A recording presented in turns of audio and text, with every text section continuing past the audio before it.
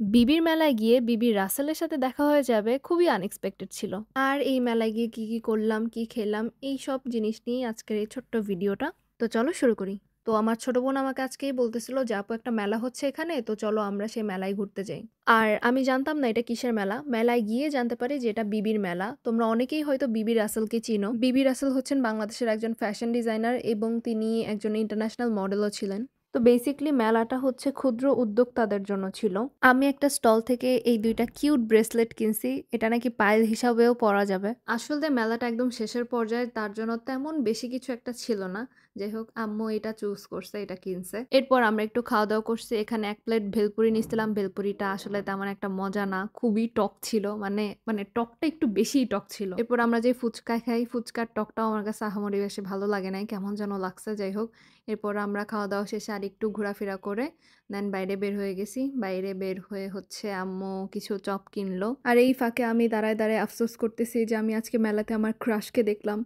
কিন্তু আমি কিছুই করতে পারবো না। কিউকি মেরা কুছ নেই হো সকতা উসকে সাথ। ১ম বার আমি তাকে একটা দোকানে দেখে ক্রাশ খেয়ে যাই। কারণ সে একদম আমার টাইপের। যাই হোক আমি জানি খুব ভালো করে সে ভিডিওটা দেখবে না। মনের কষ্টে তারপর চলে গেলাম খিচুড়ি খেতে। আম্মু আমাদেরকে একটা ফেমাস খিচুড়ির দোকানে নিয়ে আসলো। বলল যে, "থাক আম্মু থাক, কষ্ট পাওয়ার দরকার নেই। মন ভেঙেছে তো কী হয়েছে? পেট ভরে খেয়ে নাও।"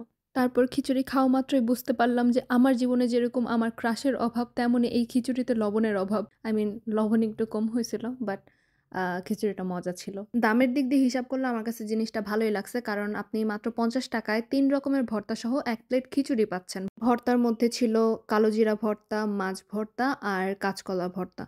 তো ওভারঅল আমার কাছে ভালোই লাগছে। এখানে মমিতা ঢং করতে গিয়ে একটা মরিচে কামড় দিয়েছে, কিন্তু পরে বুঝতে পেরেছে সে এটা খেতে পারবে না, তাই ফেলে দিয়েছে।